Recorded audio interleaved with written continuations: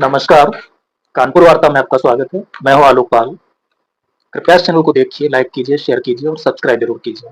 आज हम बात करने वाले हैं महाराष्ट्र लोकसभा में, मतलब महाराष्ट्र के जो भी हाल में चुनाव हुए, उनमें जो लोकसभा में विभिन्न पार्टियों का प्रदर्शन रहा उसमें। देखिए, जो चुनाव अभी संपन्न हुए, उन चुनावों में महाराष्ट्र में जो बीजेपी गठबंधन था, जैसे वो वहां पर महायुति बोलते हैं, उसको भारी नुकसान हुआ, खासतौर से भारतीय जनता पार्टी को। लेकिन जो दूसरा गठबंधन था, जिसे महाविकास आघाड़ी कहा जा रहा था और जिसको लीड कर रहे थे उद्धव ठाकरे, उसमें जो शिवसेना थी, यानी कि शिवसेना यूबीटी, उद्धव ठाकरे वाली, उसको भी उतना ही नुकसान हुआ जितना कि इधर बीजेपी को हुआ। कुल मिलाकर के अगर आप देखेंगे तो इस चुनाव में बीजेपी और शिवसेना दोनों ही पार्टियां सबसे बड़ी लूजर रही हैं। अब ये कैसे हुआ, इसको मैं आंकड़ों के सहारे आपको बताने की कोशिश करता हूं। आंकड़े जब आप देखेंगे तो आपको भी लगेगा कि हाँ, वास्तव में ये तो बड़ा, मतलब बहुत ही विकट स्थिति दोनों ही पार्टियों के लिए खड़ी हुई। तो हम शुरू कर लेते हैं सामान्य आंकड़ों से, जो सबको पता है, वहां से हम शुरू करते हैं।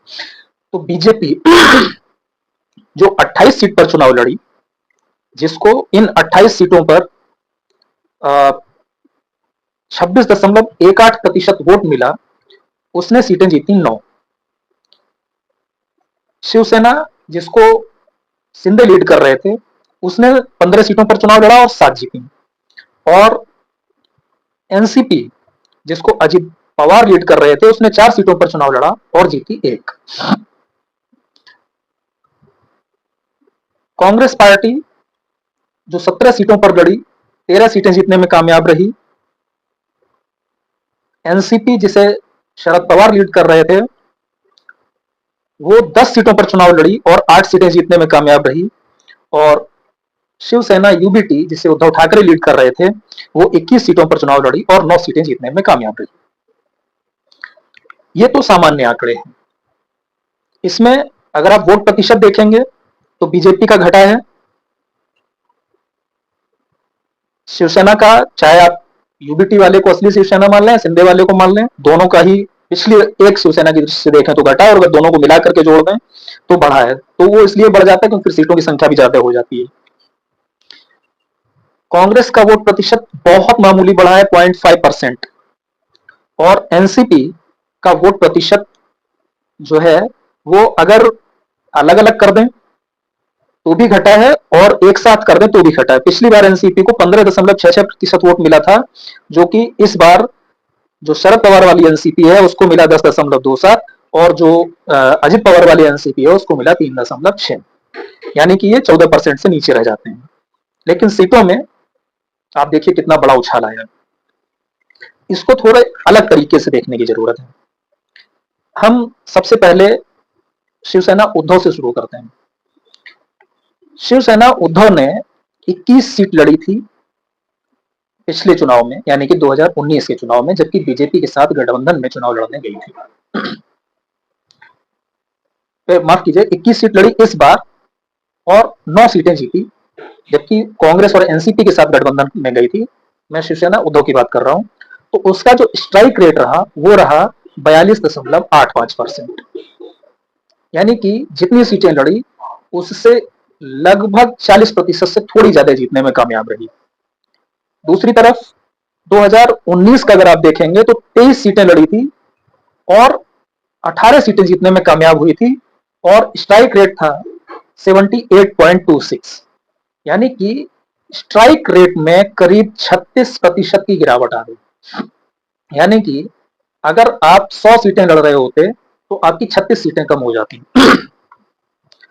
वोट परसेंटेज की अगर बात करें तो शिवसेना को 2019 में वोट मिला था 23%, 23.5%, और इस बार जो वोट मिला है 2024 में, वो 21 सीटों पर चुनाव लड़कर के मिला है 16.52%। अगर आप इसे कंपेयर करें 23 सीटों से, जितनी उसने पिछली बार लड़ी थी, तो ये थोड़ा सा बढ़ जाएगा और ये हो जाएगा 18.09%।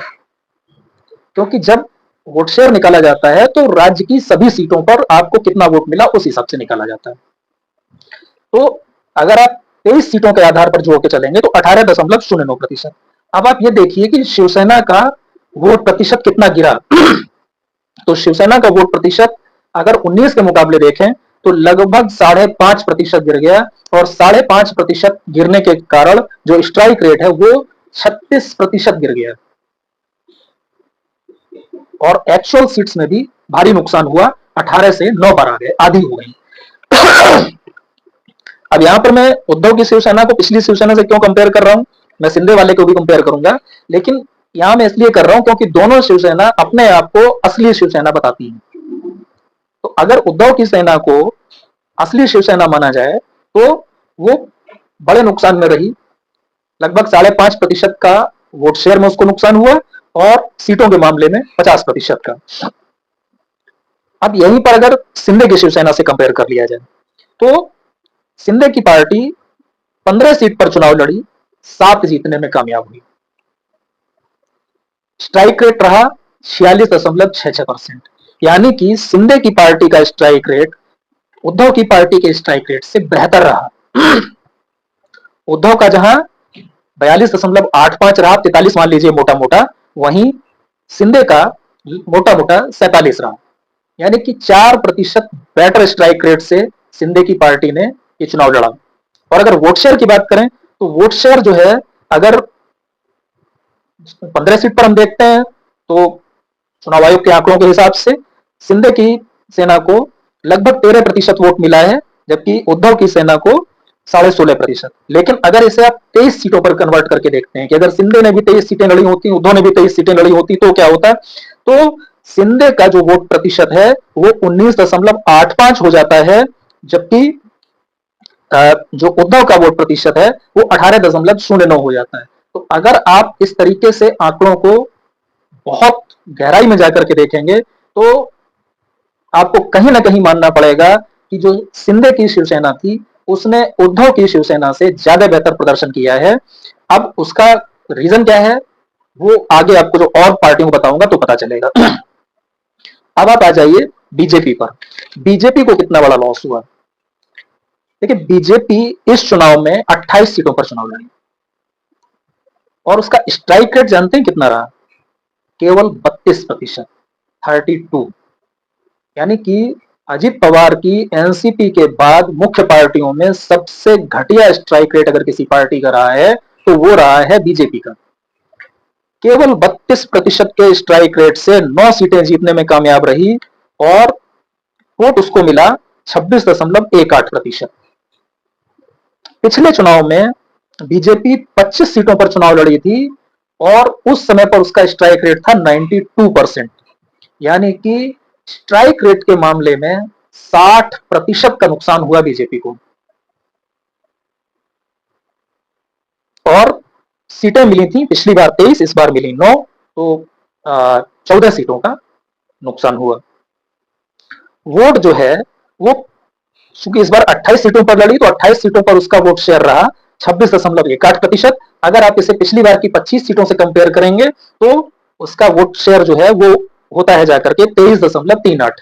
यानी कि अगर वो 28 के बजाय केवल 25 सीटों पर लड़ी होती और इतना ही वोट उसको मिलता तो वो केवल 23.38% वोट पाने में सफल होती पूरे राज्य का,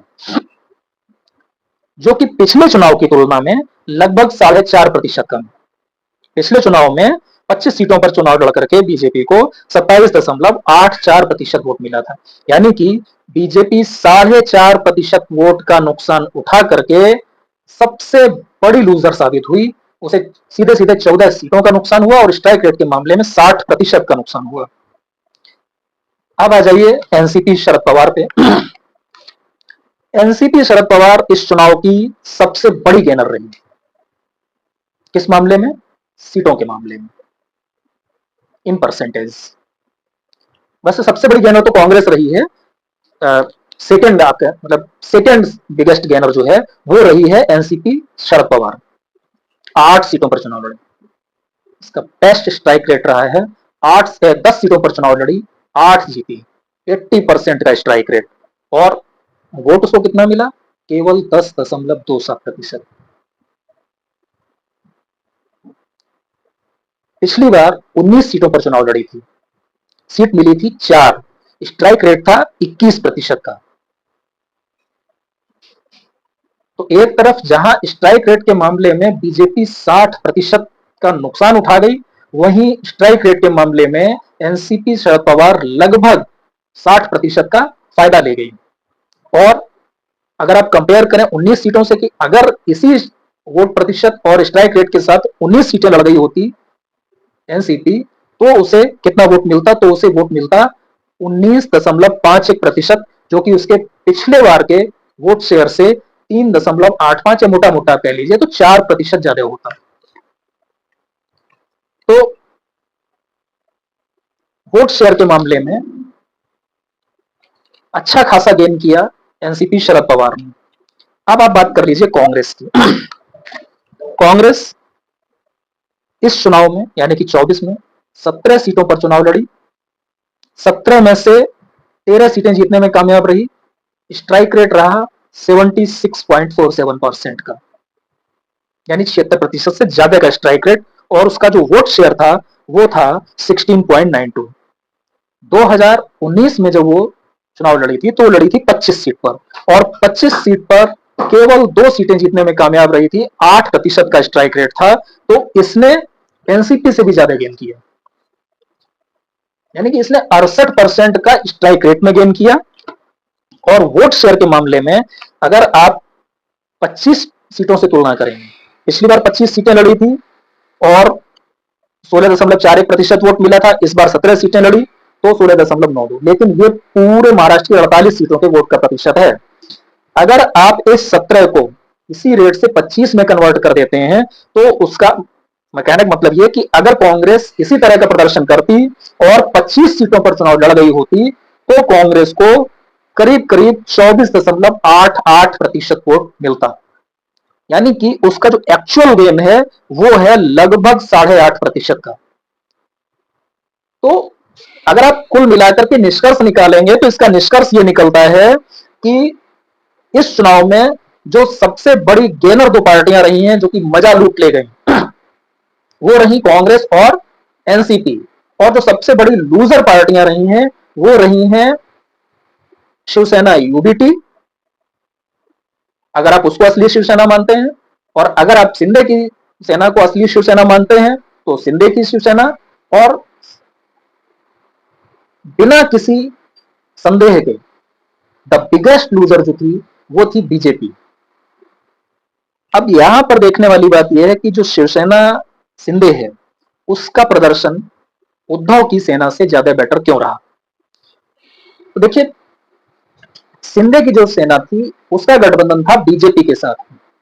बीजेपी का वोट शिंदे की पार्टी को ट्रांसफर होने में कोई दिक्कत नहीं हुई, इसलिए जिन 15 सीटों पर शिंदे की सेना चुनाव लड़ी उन सीटों पर इजिली बीजेपी का वोट ट्रांसफर हो गया शिवसेना के लिए, यानी कि जो धनुष बाण या तीर कमान जो भी वहां बोलते हैं वो चुनाव निशान था उस पर। जबकि कांग्रेस और एनसीपी का जो वोट था वो उद्धव ठाकरे के चुनाव निशान यानी कि मशाल पर ट्रांसफर नहीं हुआ। जबकि उद्धव की सेना तो यूबीटी, जो लोग उद्धव के प्रति सिंपैथी रखते थे, उन लोगों ने बिना किसी झिझक बिना किसी हिचक के कांग्रेस और एनसीपी को खुलकर वोट किया। नतीजा ये हुआ कि कांग्रेस और एनसीपी तो बड़ा लाभ उठा ले गए, एक 75% से ऊपर का स्ट्राइक रेट लेकर के आया, दूसरा 80% का स्ट्राइक रेट लेकर के आया, लेकिन शिवसेना जो थी वो गिर करके आ गई 42% पर, और उद्धव वाली जो शिंदे वाली शिवसेना थी वो गिर करके आ गई 46% पर, और बीजेपी आ गई 32% पर। आई थिंक यस, 32% पर बीजेपी आ गई। बीजेपी को नुकसान होना स्वाभाविक था, एक बड़ा हिस्सा जो शिवसेना का था जो उद्धव ठाकरे के साथ था वो कट गया, तो बीजेपी को नुकसान होना तो स्वाभाविक था। लेकिन उद्धव की सेना को उस तरह का लाभ नहीं मिला क्योंकि कांग्रेस और एनसीपी का वोट उनके लिए ट्रांसफर नहीं हुआ।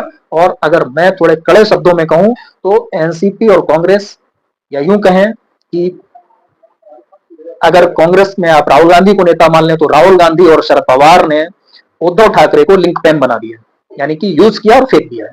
उनका वोट ले लिया, उनको वोट नहीं दिया। जिस स्ट्राइक रेट से कांग्रेस और एनसीपी शरद पवार ने प्रदर्शन किया, अगर इसी स्ट्राइक रेट से प्रदर्शन किया होता उद्धव की शिवसेना ने, तो लगभग 17 सीटें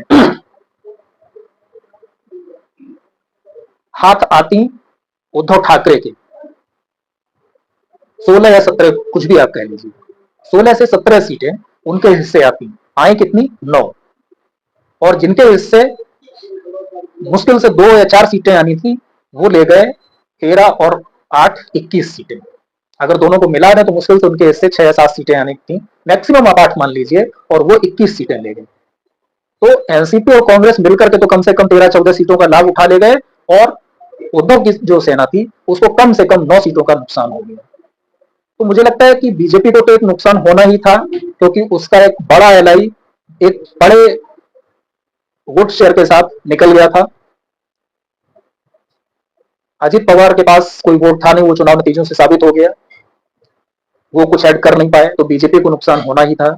लेकिन जो नुकसान उद्धव को नहीं होना था, वो नुकसान उद्धव को उठाना पड़ा, केवल और केवल उनके अड़ियल रवैये और एक जिद के कारण। मुझे कई बार लगता है कि बीजेपी के लिए निर्णय बहुत ही बेवकूफाना रहे हैं महाराष्ट्र में। मुझे शुरू से लगता है कि जब ऐसी स्थिति विधानसभा चुनावों में आ गई थी जहां पर आप अकेले सरकार बनाने की स्थिति में नहीं थे, शिवसेना ने कोई एक ऐसी कंडीशन रख दी थी, तो उस पर आपको विचार करना चाहिए था, जिद नहीं पालनी चाहिए थी। और फिर बाद में आपने जब शिवसेना में टूट कराई, और टूट कराने के बाद जब नई सरकार गठित की, तो आपने शिवसेना के ही एक व्यक्ति को सीएम बना दिया। आपकी अगर जिद थी कि उद्धव ठाकरे सीएम नहीं बनेंगे, तो आप कह देते ठीक है कि मुझे कोई दिक्कत नहीं है, क्योंकि उस समय शायद उद्धव की बात नहीं चल रही थी, उस समय शायद आदित्य की बात चल रही थी कि वो आदित्य को सीएम बनाना चाहते थे। तो बीजेपी एक ओपन प्रस्ताव रख सकती थी कि अगर शिवसेना शिंदे को, क्योंकि शिंदे कोई आज बड़े नेता नहीं हो गए, काफी समय से बड़े नेता है शिवसेना में, उद्धव के बाद ज्यादातर मैटर जो है वो शिंदे ही देखा करते थे। तो अगर उस समय पर बीजेपी ये निर्णय ले लेती कि एकनाथ शिंदे को अगर आप मुख्यमंत्री बनाना चाहते हैं तो फिर हम 2.5 साल के लिए तैयार हैं, तो मुझे लगता है कि शिवसेना भी फंस जाती, बीजेपी का भी काम हो जाता, दोनों की जिदें भी पल जाती, और जो ये नुकसान लोकसभा चुनाव में उठाना पड़ा है और जो आने वाले विधानसभा चुनाव में भी उठाना पड़ेगा, वो शायद नहीं होता। मुझे लगता है कि अगर उद्धव ठाकरे अभी भी न चेते, तो जिस तरीके के अभी परिणाम आए हैं, ऐसे ही परिणाम विधानसभा चुनावों में भी आएंगे, और उद्धव ठाकरे जो यहाँ पर सीएम बनने की स्थिति में थे पिछली बार, बने भी, लेकिन अगली बार शायद वो स्थिति ना हो। अगर कांग्रेस वहां पर सबसे बड़ी पार्टी बनकर के आती है, एनसीपी दूसरी बड़ी पार्टी बनती है, और वो बहुमत के आसपास पहुंच जाते हैं, तो आप तय मानिए कि वो उद्धव ठाकरे को सीएम नहीं बनाएंगे।